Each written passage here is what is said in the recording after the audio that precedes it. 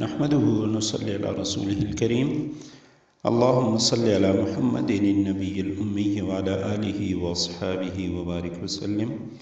عقائد اہل السنہ والجماعہ میں ہمارا آج کا عقیدہ ہے جنت کے بارے میں۔ جنت کے بارے میں اہل السنہ کا عقیدہ یہ ہے کہ جنت حق ہے اور اس پر ایمان لانا فرض ہے۔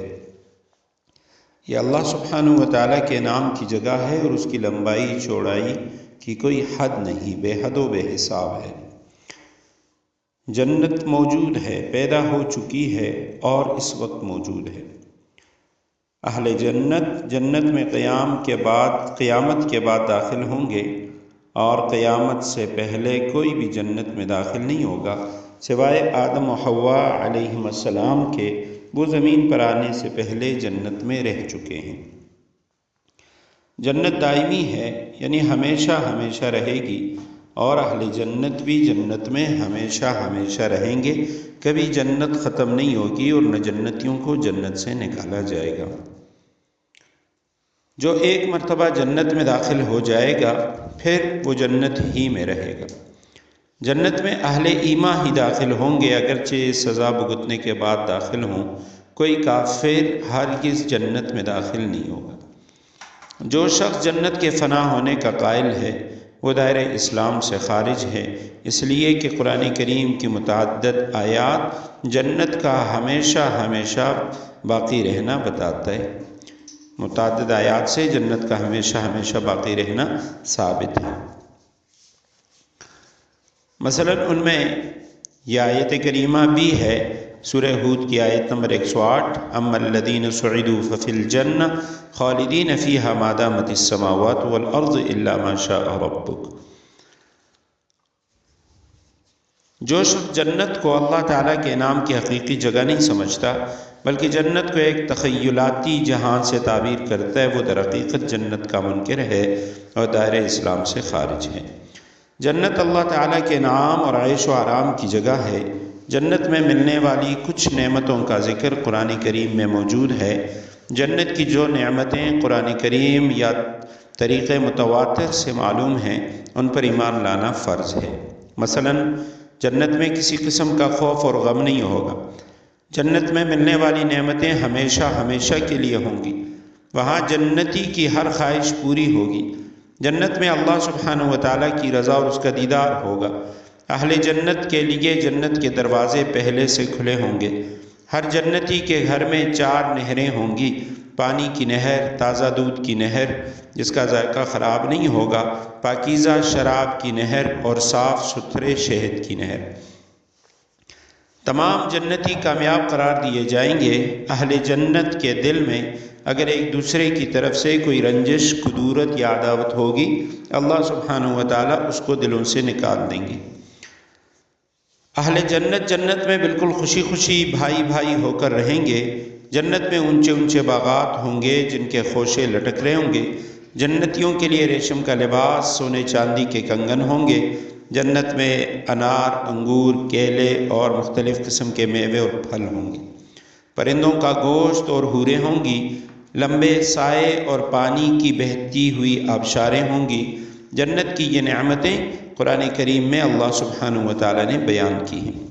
ان پر اور ان کے علاوہ دوسری ان نعمتوں پر جو قرآن کریم یا حدیث متواترہ میں بیان کی گئی ہیں، ان پر ایمان لانا فرض ہے۔ ان میں سے کسی ایک نعمت کے انکار سے بھی آدمی دائرہ اسلام سے خارج ہو جاتا ہے۔ جنت کی بعض نعمتیں احادیث آحاد کے اندر جو خبر واحد ہے ان میں بیان کی گئی ہیں، ان پر ایمان لانا بھی ضروری ہے، تاہم ان کے انکار سے آدمی کافر نہیں ہوتا۔ دنیا میں اللہ سبحانہ و تعالیٰ کا دیدار کسی کو نصیب نہیں ہو سکتا۔ جنت میں ہر جنتی کو اللہ سبحانہ و تعالیٰ کا دیدار ہوگا اور دیدار الہی جنت کی تمام نعمتوں سے بڑھ کر نعمت ہوگی۔ تمام اہل جنت کا جنت میں داخلہ محض اللہ سبحانہ و تعالیٰ کے فضل اور اس کے کرم سے ہوگا۔ جنت میں کسی کا داخلہ اللہ سبحانہ و تعالیٰ پر واجب یا ضروری نہیں۔ جنت کافر و مشرک پر حرام ہے۔ کوئی کافر، مشرک اور منافق ہرگز جنت میں داخل نہیں ہوگا۔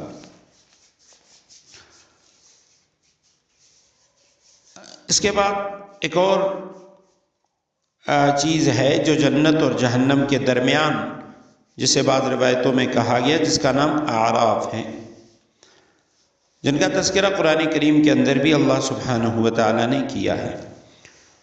جنت اور جہنم کے درمیان ایک اونچی دیوار قائم ہوگی، حائل ہوگی، اس دیوار کا نام اعراف ہے۔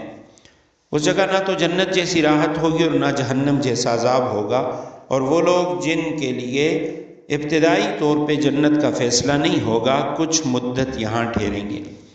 جنتیوں کو ان کے سفید چہروں سے اور جہنمیوں کو ان کے سیاہ چہروں سے پہچانیں گے۔ جنتیوں اور جہنمیوں سے ہم کلام بھی ہوں گے۔ اصحاب الاعراف بالآخر جنت میں داخل کر دیے جائیں گے۔ وعلى الأعراف رجال يعرفون كلا بسيماهم ونادوا أصحاب الجنة أن سلام عليكم لم يدخلوها وهم يطمعون۔ یہ سورہ اعراف آیت نمبر 45 سے 49 تک اللہ سبحانہ وتعالیٰ نے ان کا بیان کیا۔ اعراف میں وہ لوگ ہوں گے جنہیں مستقبل میں جنت میں داخل ہونا ہوگا۔ بعض عوارض کی بنا پر کچھ دیر کے لیے انہیں اعراف میں رکھا جائے گا، اور وہ جو عوارض ہیں یعنی جو عارضہ ان کو لاحق ہوگا، ان میں سے یا تو یہ ہوگا کہ نیکیوں اور بدیوں کا برابر ہونا، اس وجہ سے وہ اعراف میں ہوں گے، یا نیکیوں کی وجہ سے پل صراط سے گزر کر جہنم سے بچ جانا، اور نیکیوں کی کمی کی وجہ سے فی الحال جنت میں داخل نہ ہو سکنا۔ پل صراط پر سے تو گزر جائیں گے لیکن آگے جنت میں داخل نہیں ہوں گے، یا والدین کی اجازت کے بغیر جہاد جو فرض کفایہ ہو اور اس میں شرکت کریں، تو ایسے کچھ اعمال کا حدیث کے اندر ذکر آتا ہے کہ ان کی وجہ سے یہ لوگ جنت میں داخل نہیں ہوں گے اور اعراف میں ہوں گے۔ اصحاب الاعراف جنتیوں کو دیکھ کر ان کو سلام کریں گے، جنت میں جانے کی تمنا اور آرزو کریں گے، اور دوزخیوں کو دیکھ کر ان کے عذاب سے پناہ مانگیں گے۔ گویا بیک وقت جنت اور جہنم دونوں کے حالات کا مشاہدہ کریں گے، یہاں تک کہ اللہ سبحانہ و تعالیٰ ان کو بھی اپنے فضل سے جنت میں داخل فرما دیں گے۔